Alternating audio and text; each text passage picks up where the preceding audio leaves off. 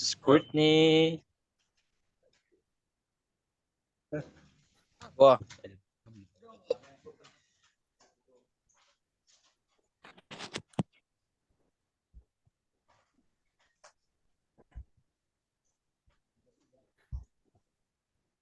Lan. Coba buat. Assalamualaikum dulu. Saya minta lo assalamualaikum ya. Udah mulai Lan. Adik lah operator lah ada lah. Baik, assalamualaikum warahmatullahi wabarakatuh. Waalaikumsalam. Kami dari kelompok kelompok 5 ingin mempresentasikan hasil diskusi kami yang akan pertama dibacakan oleh Fadilah Farhan. Pada Farhan Lufian, dipersilahkan.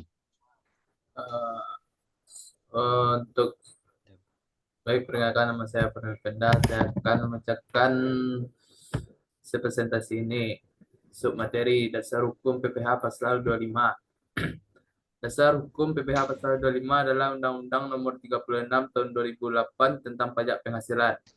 PPH Pasal 25 mengatur tentang pajak penghasilan yang dikenakan pada penghasilan yang diterima atau diperoleh oleh wajib pajak orang pribadi. Selain itu, Peraturan Menteri Keuangan Nomor 101/PMK.03/2009 juga mengatur tentang tarif PPH Pasal 25. Kesimpulan, PPH Pasal 25 adalah pajak penghasilan yang dikenakan pada wajib pajak orang pribadi yang menerima penghasilan dalam bentuk honorium, upah, gaji, tunjangan, atau pembayaran lainnya.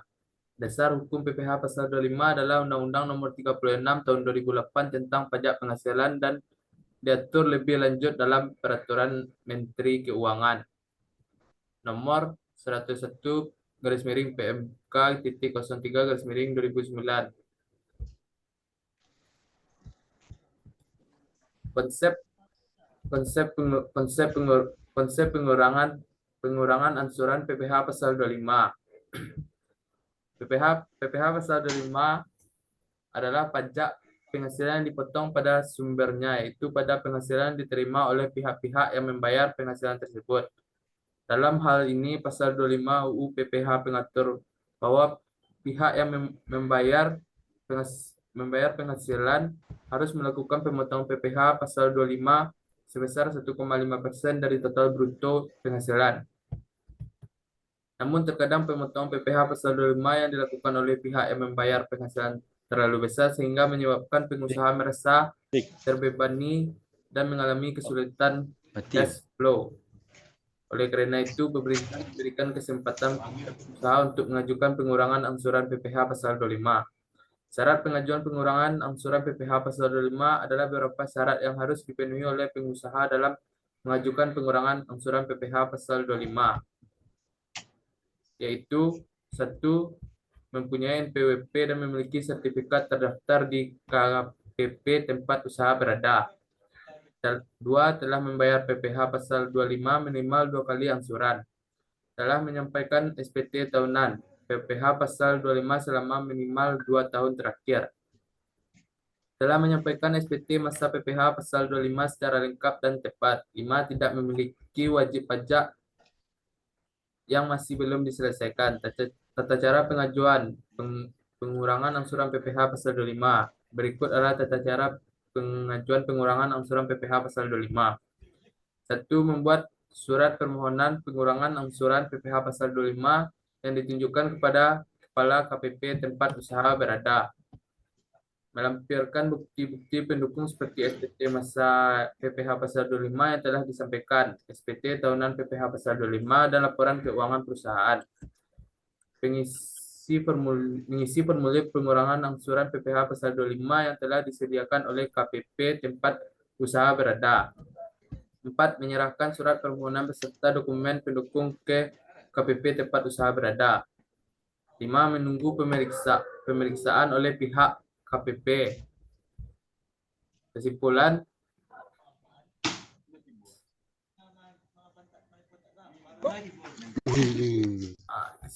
pengurangan angsuran PPH Pasal 25 dapat dilakukan oleh pengusaha yang merasa terbebani dengan pemotongan PPH Pasal 25 yang terlalu besar.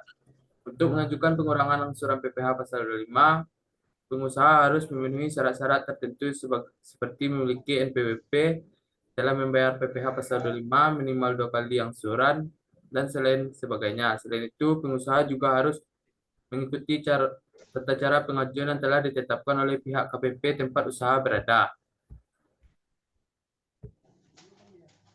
Selanjutnya akan dibacakan oleh Lucky. Perkenalkan, nama saya Lucky Seni Pratama dengan NIM 21233052. Submateri, pemotongan, penyetoran, dan pelaporan PPh pasal 25 adalah kewajiban bagi pihak yang membayar penghasilan dan pihak yang menerima penghasilan. Jika kewajiban tersebut tidak dipenuhi, maka dapat dikenakan sanksi administratif yang berupa denda dan atau kenaikan bunga. Berikut ini adalah beberapa cara yang dapat dilakukan untuk menghindari sanksi administratif terkait dengan pemotongan, penyetoran, dan pelaporan PPh pasal 25. 1. Memiliki pemahaman yang baik mengenai ketentuan perpajakan. Pemahaman yang baik mengenai ketentuan perpajakan akan mempermudah dalam memenuhi kewajiban-kewajiban perpajakan termasuk pemotongan, penyetoran, dan pelaporan PPh pasal 25. Yang kedua,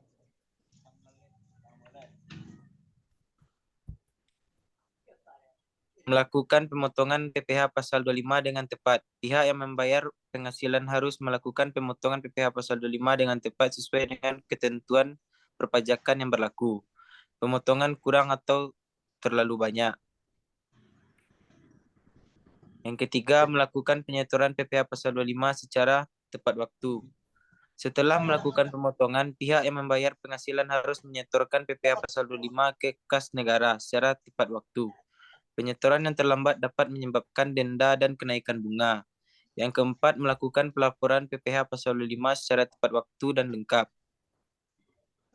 Pihak yang membayar penghasilan harus melaporkan PPh pasal 25 secara tepat waktu dan lengkap sesuai dengan ketentuan perpajakan yang berlaku.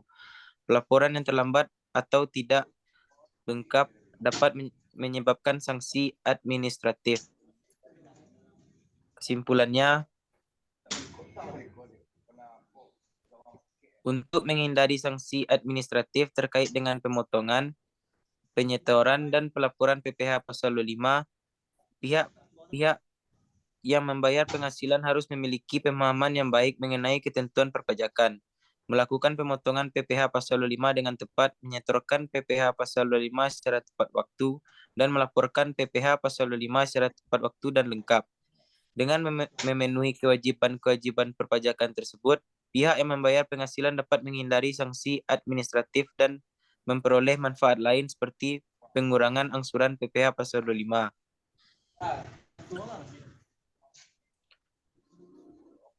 Selanjutnya, strategi dalam mengefisiensikan beban pajak PPh pasal 25. 1. Memanfaatkan fasilitas pengurangan PPh pasal 25. Pemerintah memberikan beberapa fasilitas pengurangan PPh pasal 25 seperti pengurangan angsuran dan pengurangan tarif. Dengan memanfaatkan fasilitas ini, pihak yang membayar penghasilan dapat mengurangi beban pajak PPh pasal 25. Yang kedua, memanfaatkan pengurangan pajak atas biaya dan pengeluaran diperoleh. Pengeluaran yang diperoleh oleh pihak yang membayar penghasilan dapat dimanfaatkan untuk mengurangi beban pajak PPh pasal 25. Beberapa pengeluaran yang dapat dimanfaatkan adalah biaya gaji, biaya sewa, biaya listrik, dan lain sebagainya. Yang ketiga, memanfaatkan pengurangan pajak atas kerugian atau kerusakan. Kerusakan atau kerugian dialami oleh pihak yang membayar penghasilan dapat dimanfaatkan untuk mengurangi beban pajak PPh pasal 25. Hal ini dapat dilakukan dengan cara mencatat kerugian atau kerusakan tersebut pada laporan keuangan dan melaporkannya pada saat pelaporan pajak. Selanjutnya akan dibacakan oleh Hugo. Yang perkenalkan, nama saya Hugo Putra Ivi, NIM 21233044. Yang keempat, memanfaatkan program tax amnesty. Program tax amnesty adalah program pengampunan pajak yang ditawarkan oleh pemerintah. Dengan memanfaatkan program ini, pihak yang memiliki tunggakan pajak dapat membayar pajak dengan tarif yang lebih rendah dan menghindari sanksi pajak. Kesimpulannya yaitu, mengefisienkan beban pajak PP Pasal 25 dapat dilakukan dengan memanfaatkan fasilitas pengurangan PPh 25, pengurangan pajak atas biaya dan pengeluaran yang diperoleh, pengurangan pajak atas kerugian atau kerusakan, serta memanfaatkan program tax amnesty. Materi selanjutnya, perhitungan angsuran PPh Pasal 25. PPh Pasal 25 adalah pajak penghasilan yang dipungut oleh pihak yang membayar penghasilan kepada pihak yang menerima penghasilan.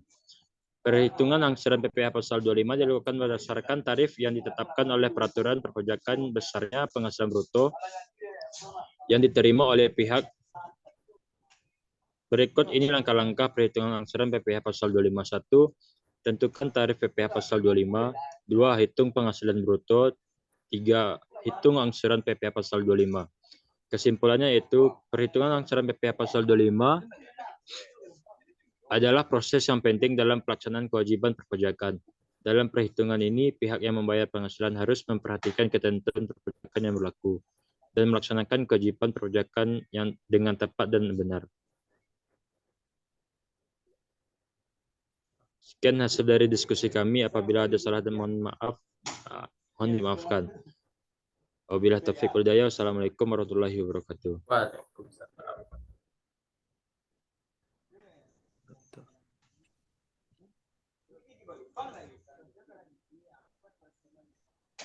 An